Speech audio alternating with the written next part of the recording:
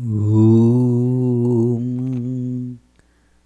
वाङ्मे मनसि प्रतिष्ठिता मनो मे वाचि प्रतिष्ठितम्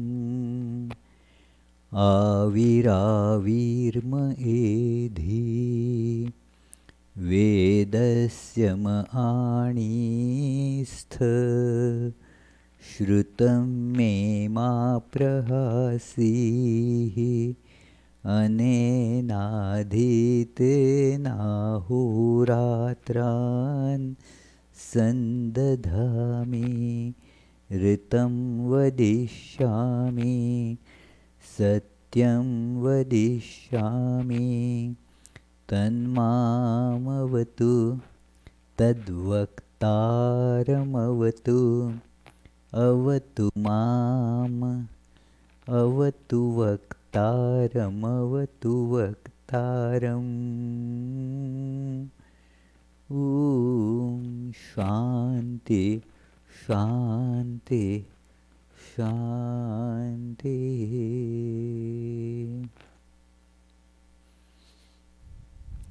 Om.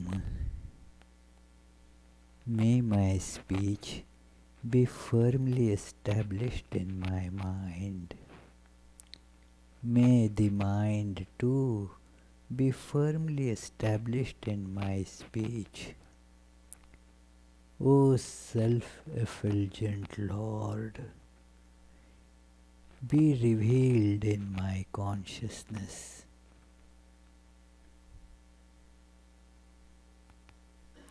May the truths of the scriptures come to me.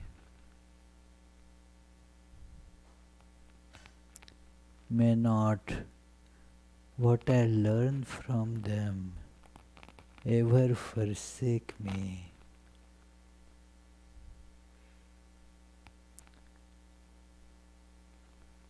Let me live my life day and night according to their teachings.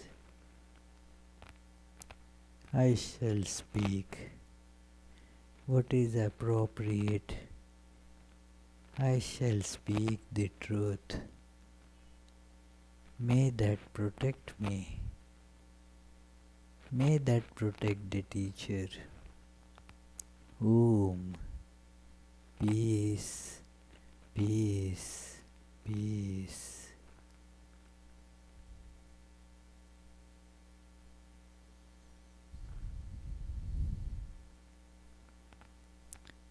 Let us feel the deepest core of our being, our true, unchanging, divine self. Let us feel that as a steadily burning candle flame in our heart. And let us concentrate on that flame.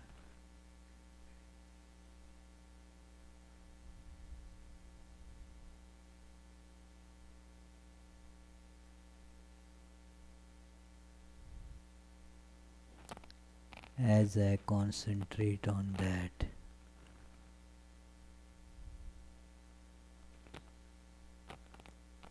I see that light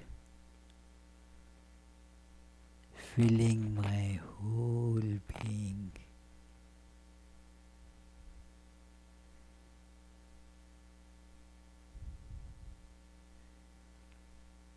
I see I am made of light. Nay, I am light.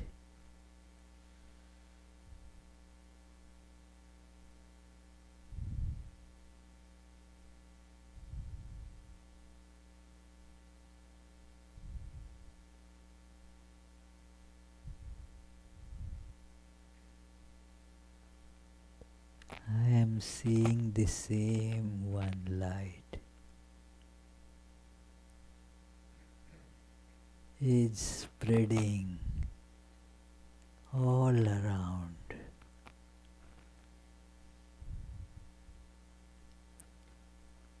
All different forms, all objects,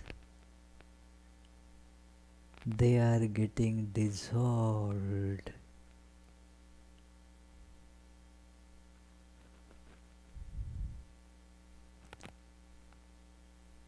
in this ocean of brilliant luminosity.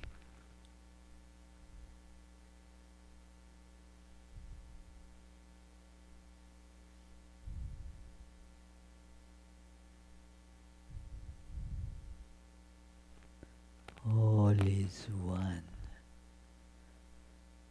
without a second.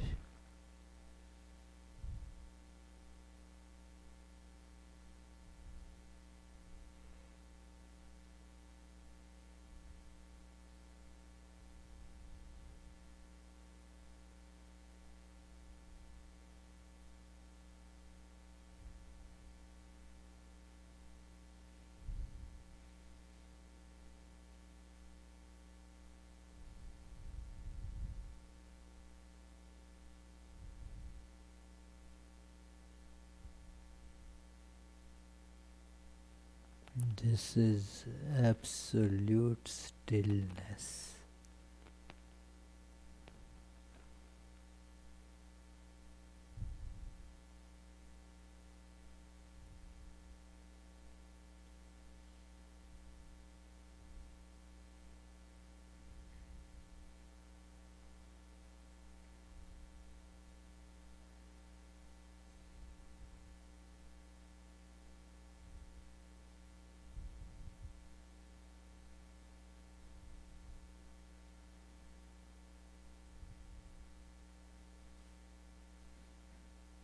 This is my true identity.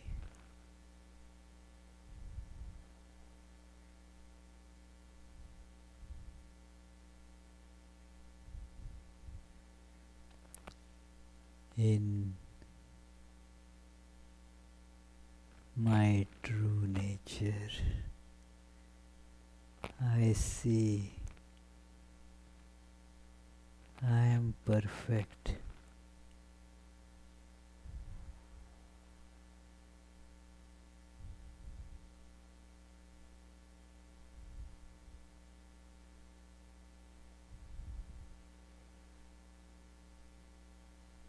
I have no desires.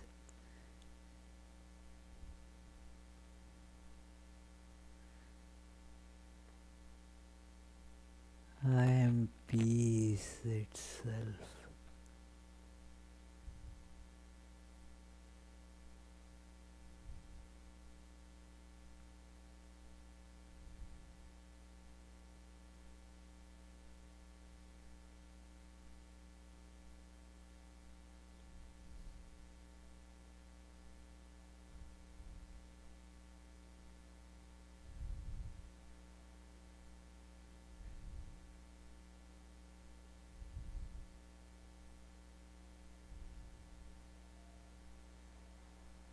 In this unbroken oneness,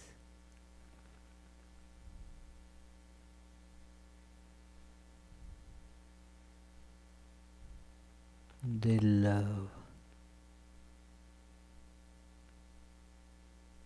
the bliss, the true immortal life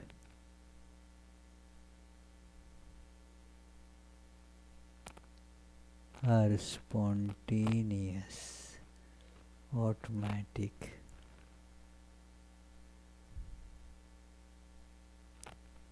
Om, peace, peace, peace.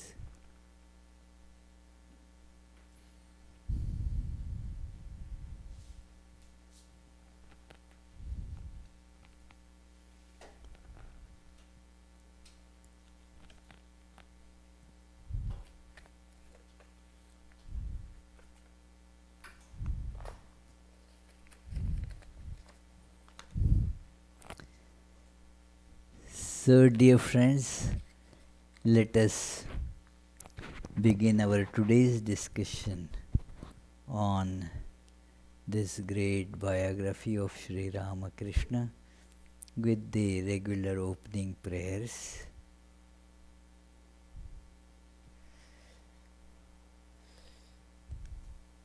They are not still on the screen.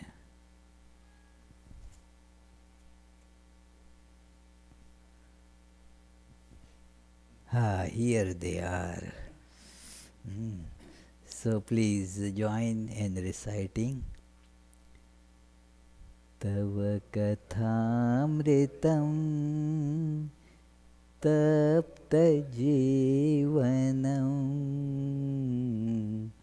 kavibhiriditam kalmashvapaham Shravanamangalam Shrimadattatam Bhuvi Grananti Te Bhurida Janaha. This is a very beautiful verse from Bhagavatam, Srimad Bhagavatam, a very popular and adored text in Hindu scriptures, and the meaning is pretty clear. In this context, it means that the narration and then absorption of that narration about the human sport of the divine, that is, divine appearing in human form. That narration, as we get it, we realize that it is the greatest gift that one can ever have in life, because that makes us aware of this fact that we are perfect and nothing needs to be done to make me perfect. I have to just know this truth of my perfection. As that great hymn of Shankaracharya, and that I am not this mind, I am not this intellect, mano buddhya ahankara chittani naham. I am none of these attributes. These are all the attributes that I mistake to be I, and thus I get entangled in that. So, removed from these attributes, I am all pervading. It is, the body is an attribute. I am not body. And thus when I am not body, I do not have birth or death or age. And this is, I do not have any parents or children or grandchildren or whatever. It is only when I identify myself with this body, then I have all this. Then Richard can never stop worrying about Nick. Nick? You don't know Nick? Okay. Okay, very good. Well, good. Nick is the name of his son, so he keeps on thinking about it, yeah. Yeah, so when you are free from body, it's all different, See, it is, you have no birth, no death, no gender, no limitation, of space. So it is when you are not this subtle body called mind, then you do not have any pleasures or pains. You are in bliss all the time. That is your nature. So this is the way, and let me tell Naomi, it is the only way to be full of bliss. That is the only way to be full of fearlessness. When we get this, that's it, That is therefore, as Sri Ramakrishna always emphasized, that God realization is the goal of human life, is the goal. There is no other thing that we seek in life, only we are not really conscious of what we are seeking. For example, all of us seek happiness, and that is God. There is no other happiness but to know that I am happiness. No object is capable of adding happiness to our life, and just as nobody is capable of making the ocean any more wet, by adding water, sprinkling water on the ocean. It cannot make it, it is water, So, similarly, we cannot be made happy as such by getting connected to different things. I am happiness. You don't need to add anything to the sugar to make it sweet. It is thus to realize this, to experience this, is the goal of life. Nothing else can ever satisfy us. Whatever we may do, temporarily it will provide a titillation that yes, I got graduated from the college, I got my bachelor's degree. A temporary titillation one may get by that. Again, all the what next that remains in us. What next to be achieved? It keeps on again, whatever we do. What next? Okay, my business is making good profit this year. Okay, what next? It is, I have got a good spouse. Okay, what next? It is, I have got children. Okay, what next? That what next never stops till we realize the goal, that God realization. What it means, if we analyze, then we can see what it means is all other things, they were not at all goals. They appeared to be desirable objectives, and in some way they were desirable, but they were not goals, because if that had been the goal, getting that would have brought a complete satisfaction. This question would have been eliminated forever. What next? So, what next? This question would have been eliminated. With God realization, this question gets eliminated. There is no next, you see. It is fulfillment.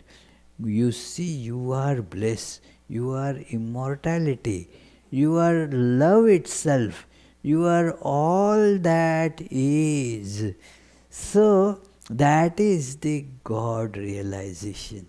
That is the goal of all Vedanta and yoga. Everything is to that. Like Patanjali therefore says, what is the purpose of yoga? That yogash chitta vritti nirodha, and what happens with that?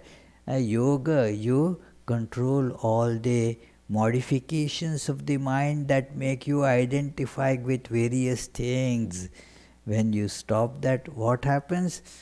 Tatha tada swarupe avasthanam. Then you are established in your true, infinite, all-pervading, perfect nature. And that is the goal. So, we see this exemplified in Sri Ramakrishna's life. In this particular book, this biography, now we are reading that how Sri Ramakrishna taught this. The early manifestations of his teachership is the chapter that we have been discussing. It is page 460. That we have seen this, that God appears as human being so that we can learn. This is for teaching. For teaching, the teacher has to adopt various techniques. So, therefore, there is the teacher's training program, that you may know many things, but that doesn't mean you can impart that training to others, because that requires a special technique of forming a rapport with the student. That in religious or spiritual training, that rapport is formed by love. That yes, that teacher and student, they get connected through this love. And that is what a great saint says, his name Jnaneshwar. So he says that Pudha prema pazhare shabda maguti sale. This is a Marathi language thing, that it is that ahead is flowing the love, and then the words are just following that stream of love. So through love, this teacher, this divine teacher is coming down to our level as human being. It is so that we can connect, we can learn.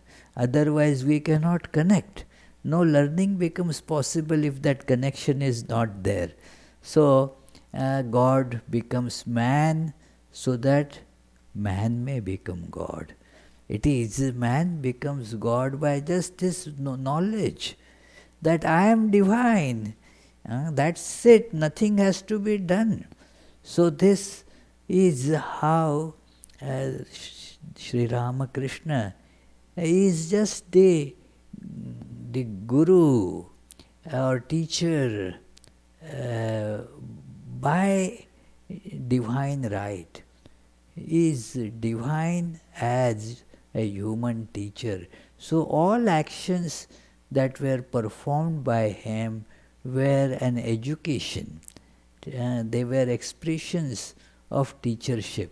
So we have been seeing some examples even as a child. That even as a child, an incident was described at how as a little boy he was sitting just out of curiosity, like many children were there, and big religious scholars have assembled there for some special religious ceremony, and they have gotten into discussion. Some debates were going on there, and this little child, like other children, they also had gathered there to look at what these are doing. And this author describes that some were just mimicking the scholars, some were just seeing how they look, some were just playing around. This boy, Gadadhar, his childhood name. So Gadadhar Sri Ramakrishna was also sitting there, but unlike other children, he was intently listening to the heated debate going on some point. And then, when the debate was not reaching any conclusion, then he suggested to one scholar there, one Pandit there, that see, can this not be resolved like this? And then this scholar first got, astonished that this little child has not only heard all the arguments, he understood all of them. And not only that, now he is giving a solution that can break through this impasse. And then that scholar told the others assembled there that look, this could be the solution. And all others agreed. And then they were looking at that who first gave this solution. And when they learned that this little boy was the one who gave it, at their admiration, they could not believe that this little child could do that. So this is how, you see, even as a little child, he has those signs of a teacher, the guru.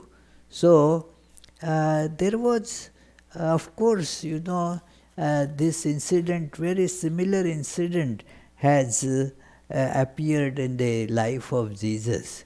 Exactly same thing, that he also was sitting where the religious scholars were debating, and he gave a solution. And Sri Ramakrishna's one of the earliest biographers in English, Professor Max Muller, a great authority on all the Vedic and religious works of the East. His work is phenomenal. It is unbelievable that how many years this painstaking work he did. Decades took him to, collect the manuscripts, get them properly reviewed and translated and edited. He was working hard and had, in the course of all this, developed a deep reverence for India and the Vedic literature. So, when he heard about Sri Ramakrishna, he collected some material and wrote the first biography of Sri Ramakrishna. So this first biography that was published in his book Ramakrishna, His Life and Sayings, he compared it to the event in Jesus' life described above.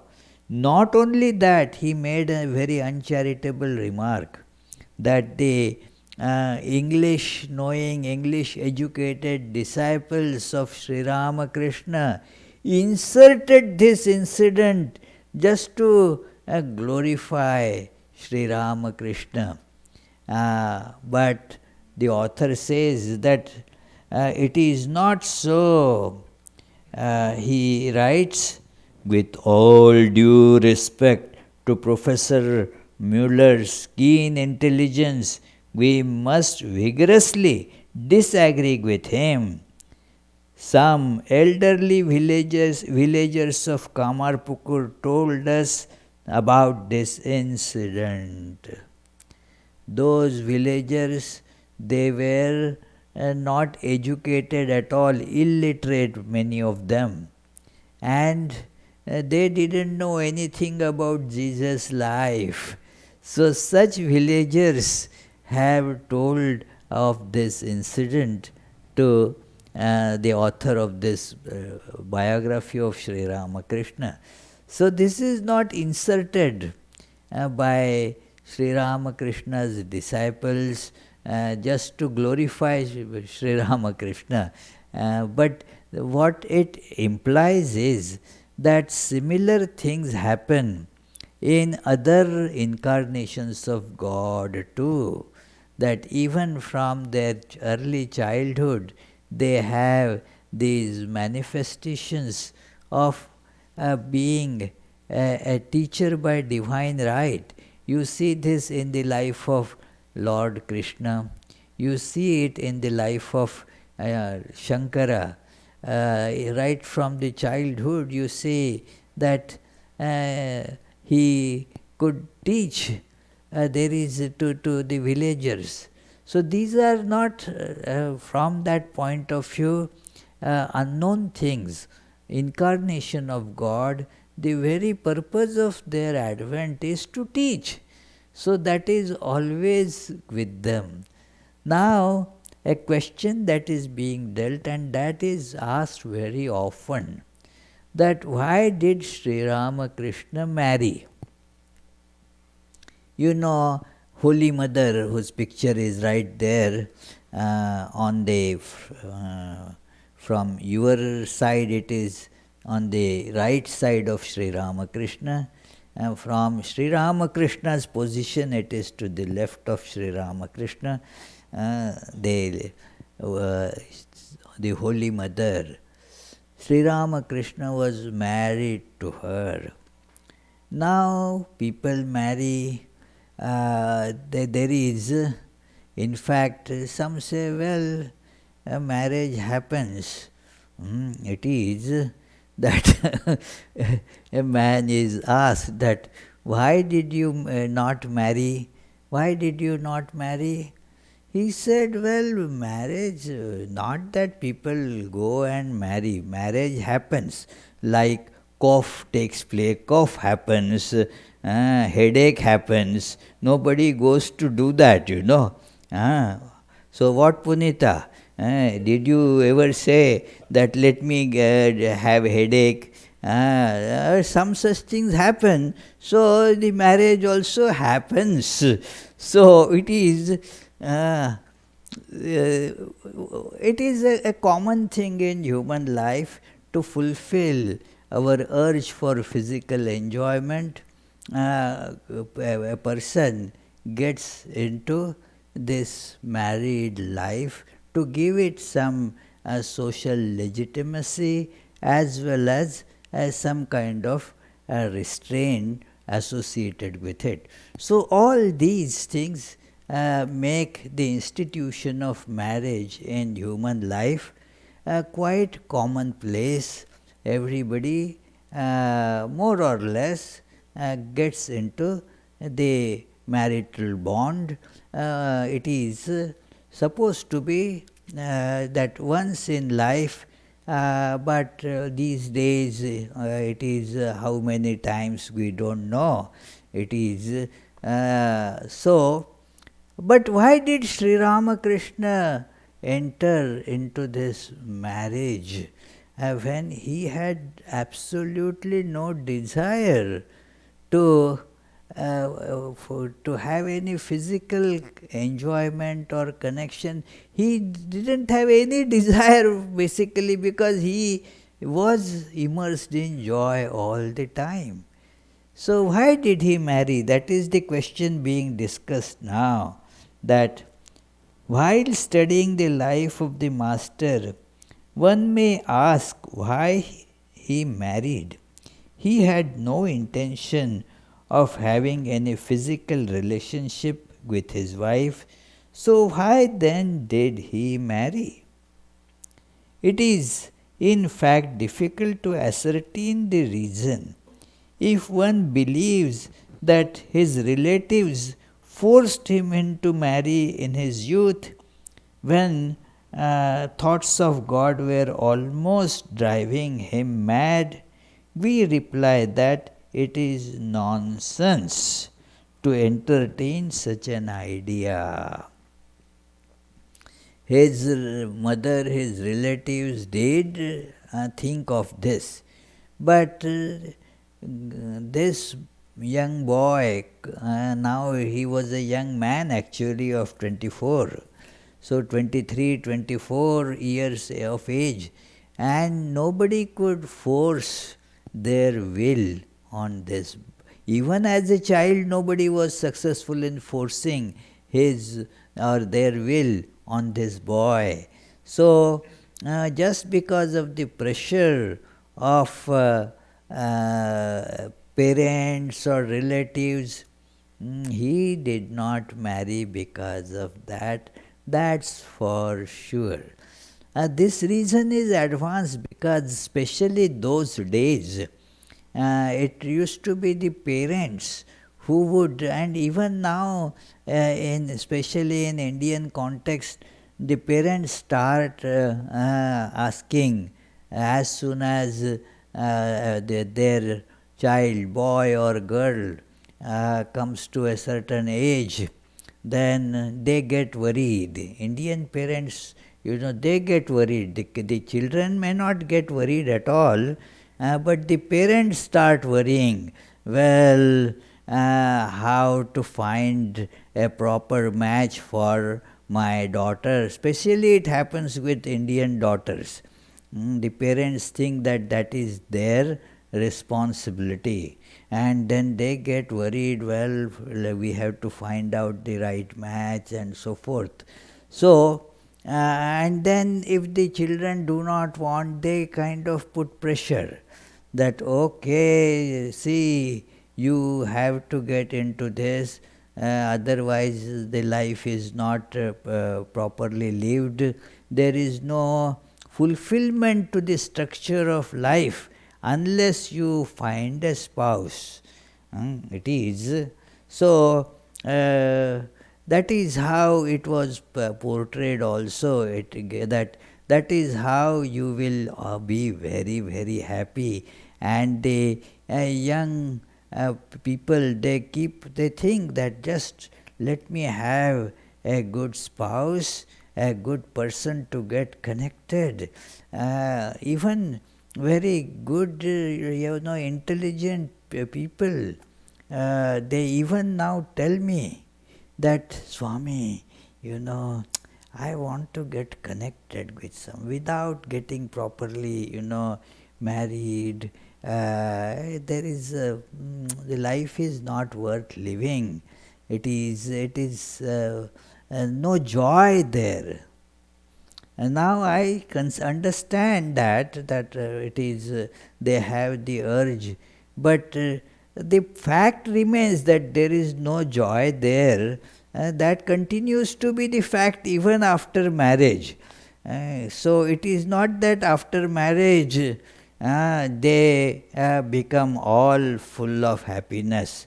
It is okay, the same way, there is some bitter, some sweet, some unpleasantness, some pleasantness, some, moments of love, some moments of fight, all this goes on. So, it is, but they get into this. It is, then the question comes, why did Sri Ramakrishna marry? This reason has been debunked by the author, that it is by the pressure of the relatives. Then what is then the reason?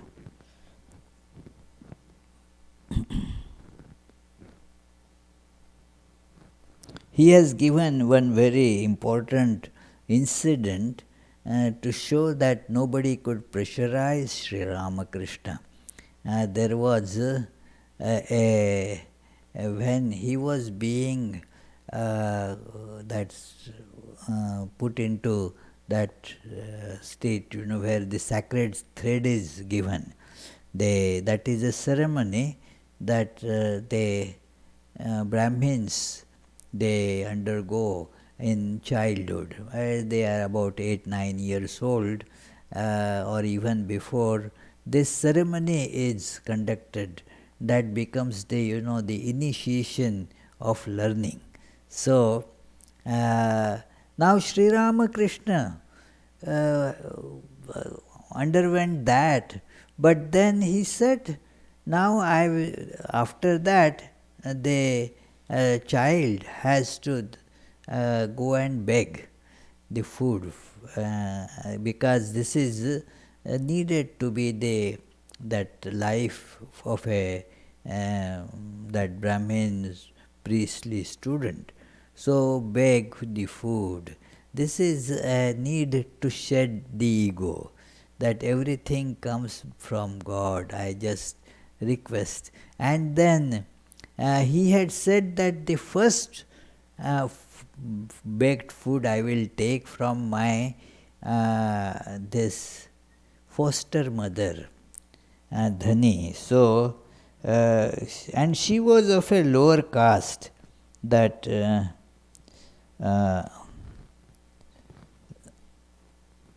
and he had said that I will take the first alms from you, and she was waiting that this boy will take the first alms from me. But she was of a lower caste, and in that very rigid caste system in the village, the parents said, no, you can't do that. But the boy said, if I am not truthful, I have promised her. If I am not truthful, there is no meaning to my having this sacred thread ceremony. I will, if at all I have to beg, take alms, I will stick to my resolve, my promise that I will take the first alms from her. And then everybody had to concede, even though he was just a child, could not be enforced to accept certain things just by force. So that cannot be the reason for his getting married. Again, one may ask why it is necessary to believe that from his very childhood Sri Ramakrishna had planned to renounce everything for the love of God. One may just, that solves the problem, that when in that stage Sri Ramakrishna did have the desire for enjoyment, but later on he renounced. So when he had the desire, because of that desire he married. Simple solution. But it is all against the facts that he had absolutely no desire, even right from his early childhood. And when he got married, his life was just fully fully engrossed in spiritual practices. So there was no possibility that he had any desire for enjoyment. So that cannot be the reason for that, and this biography gives the elaborate reason for that, that it is many incidents are shown. For example, it says that it is there is no force, there is no desire, and then why did he marry? That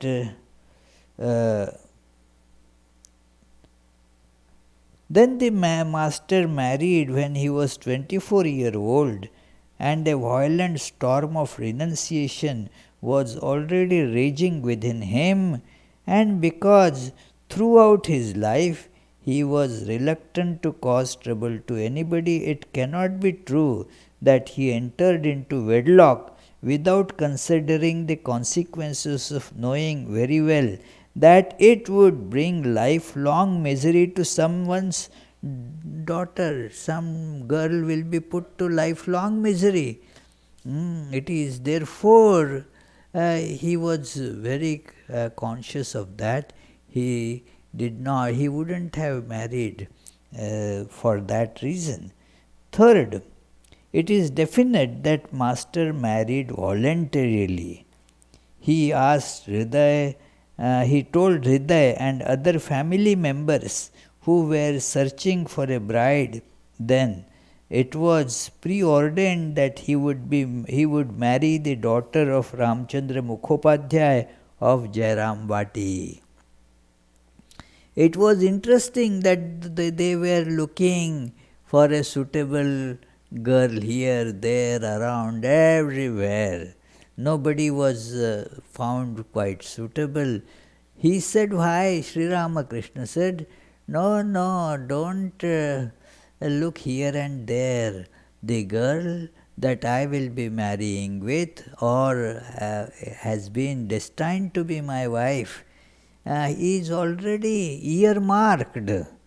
It is that he has used similar Bengali expression that a particular vegetable, say fruit, or a zucchini, and if it is coming up, the first good fruit is to be offered to God. So so that nobody should pluck it and do something with it, would tie with a mark there that okay, this is for that. So that he said that girl is already kept tied with this mark. He had, that means he was voluntarily thinking of getting into matrimony.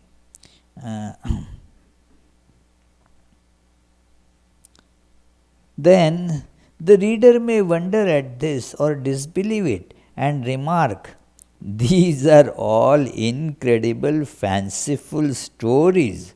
Can anyone accept them in this 20th century? And now let us put it 21st century. Can anybody accept these things? No. All cock and bull stories. It is. And they suggest anything else, something different. We must reply, whether you believe it or not, it actually happened. Many are still alive who can testify. At that time, many were still alive when this biography was published first. It was 1911. So, many who actually were present at that time, they were alive at then, and then they had narrated this. So, who can testify for these facts? Why don't you find for yourself? When his relatives could not find a suitable bride after much searching, the master told them to go to a particular village, Jairambati, and see that a certain person, Ramchandra's daughter, is marked with a straw.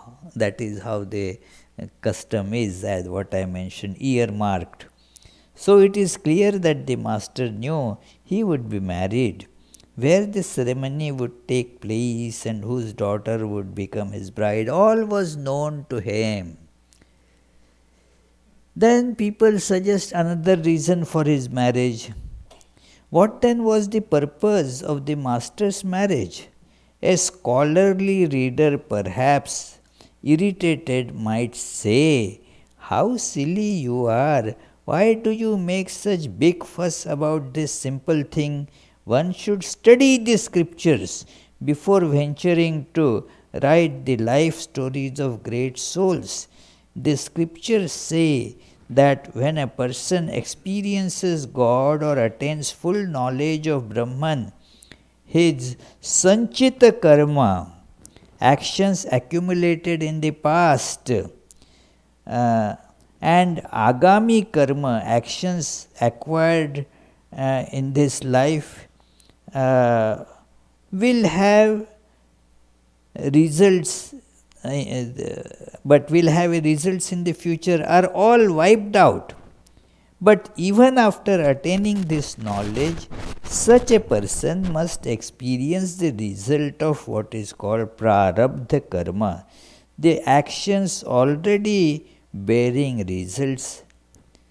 So suppose there are some, this is an example given to show what is this sanchita agami and prarabdha.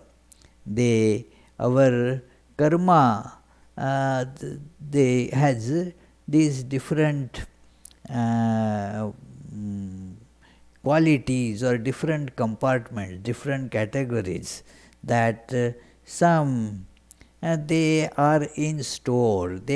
We have them, it is not yet ready to give results of it. Like if you have some money in a CD, it is in the CD, it is not quickly available, it is not in your what is called checking account. So it is, you cannot get that money instantly. The CD, when it matures, then it gets, you can have it.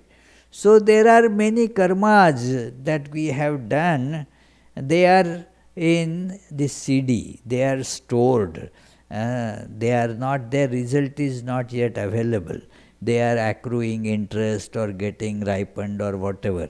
So then there is the other part of karma, that they are yet to happen. You have planned them maybe, but they are yet to take place. They are called yet to happen, means agami. They are in future, those things will happen. But there are this third variety, the third category, prarabdha, means they are about to give results. It's like somebody who has cartridges ready to be filled in the gun and shoot, and was aiming, say, a game, this thing in a aimed the bullet to go to hit a deer, and then he pulled the trigger, and then at that time he got that, well, one should not kill anybody, anything. He was filled with remorse, and he threw away his gun, all the cartridges. But one bullet that was already shot, now he can't take it back, you see. So that is, it will go and do its job, because it is already on its path to bear the results. So that is called prarabdha karma. That it is, many examples can be given, that suppose you are stopping the car, you are just about to reach the destination. So you took the foot off the gas pedal. Now the car is not being propelled, but the momentum that it has, that will continue to make it run till the momentum is exhausted, either by automatically doing the work, that much advancement, or you press the brake. So either way it stops by that, but there is the momentum. So we have this karma that are going to bring results because of the momentum, that is called prarabdha. So these scholars say that Sri Ramakrishna might have acquired knowledge, but then that does not eliminate the prarabdha karma, that the actions which are already about to give the result, they are yet not gone. So they will bear the results. So that is how Sri Ramakrishna's that past life karma, that has almost started to give this result, has given results. So he has, although there is knowledge and desirelessness, because of those past actions which are about to give results, that person still does those such acts. So, and this is seen in lives of many who got illumination during the course of life. But then, in spite of that illumination, there were some these results of some past actions which were now giving results. So they will they will have to exhaust their force. So those actions will go on. So this is one explanation that for why Sri Ramakrishna married. But Swami Saradananda says that we say in reply, well, we may not be very proficient in the knowledge of the scriptures, but as far as we know, a true jnani, knower of Brahman, is not forced to experience the results of the prarabdha karma. Such a person has forever dedicated his or her mind, which experiences happiness or misery, to God. So, how could such a mind experience happiness and misery any more? If you contend that such a person's body experiences the results of the prarabdha karma, how could this be possible? Only when that person wishes to keep the little ego consciousness for a specific purpose, such as doing good to others, does he or she become conscious of the body and mind. At the same time, he or she experiences the results of prarabdha karma. Therefore, illumined souls attain the power to experience or renounce prarabdha karma at will.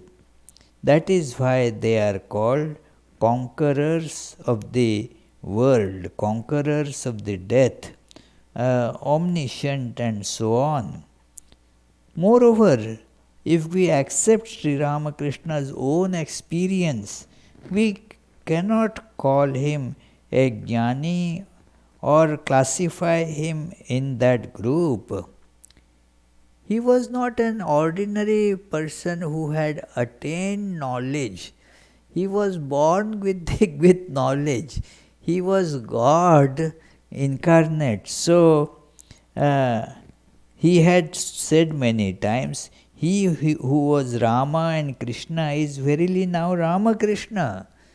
And there are so many evidences to exemplify, to illustrate this. So, therefore, how could there be a past life karma? His past was like Rama, Krishna, Buddha and Jesus and all. That was his past. So there was no past life of ignorance for Sri Ramakrishna, wherefrom these unfinished karmas will come out. So the Master himself had given a solution to that, because the question was being asked to him that why did he marry? He should have left it just like that. What was the need to marry? So one reason he gives, a somewhat humorous reason, that the Master would sometimes joke when the topic of his marriage was raised. It was so sweet in Dakshineshwar one day while Master was having lunch. Balram Basu and some other devotees present were discussing various subjects with him. On that day, the Holy Mother had left for Kamarpukur for a few months to attend Ramlal's marriage ceremony. So, Holy Mother had gone to other place. Sri Ramakrishna alone was there in Dakshineshwar. So, the Master, pointing to Balram, well, can you tell me why I married? What is the purpose of having a wife?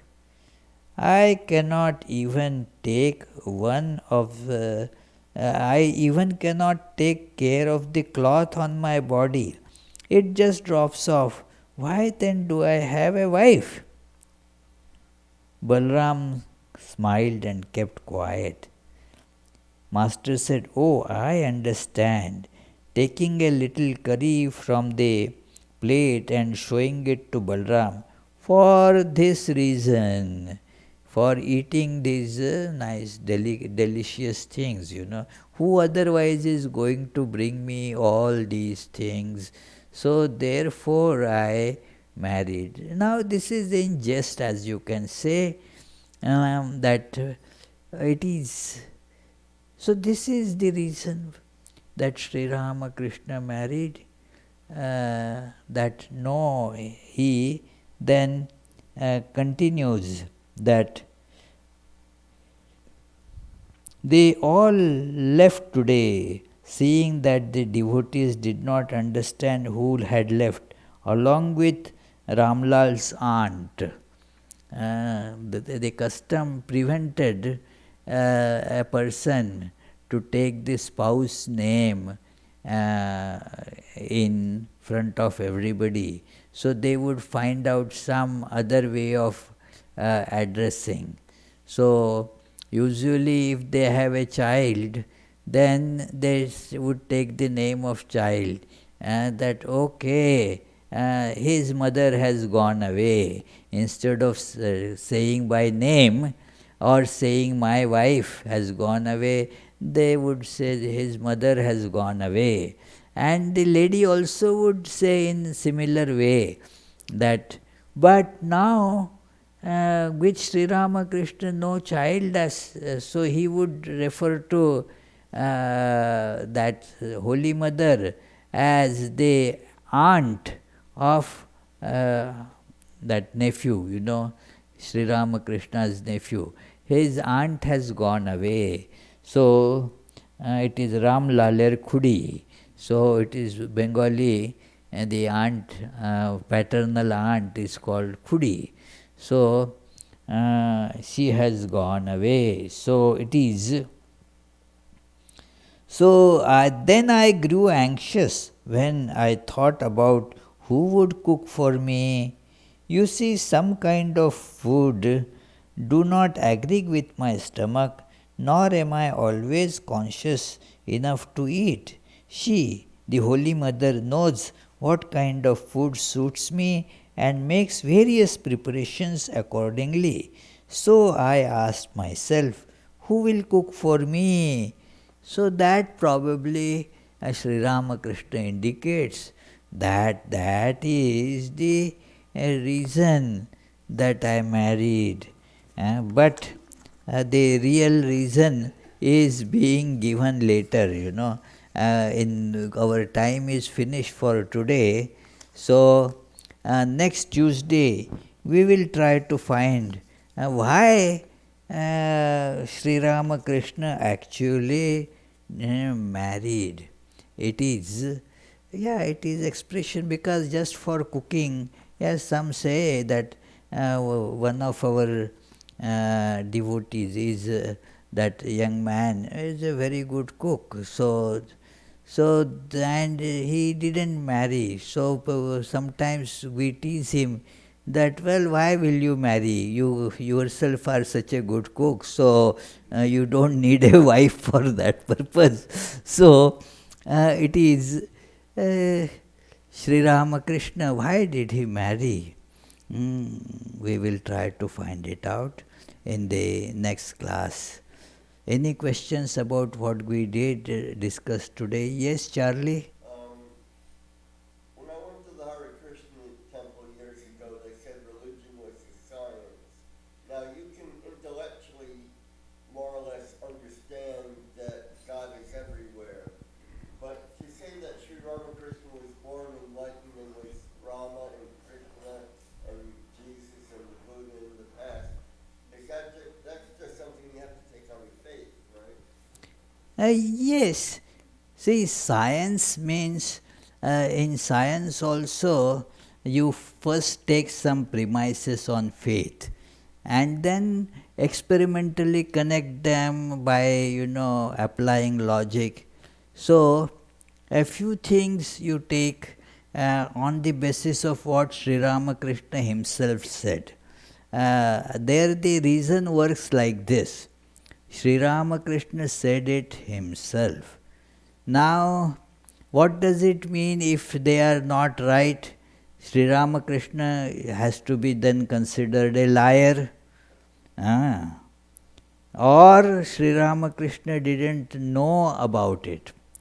That he might not be a liar. Why consider him as a liar? But he didn't know. Without proper information, he told this.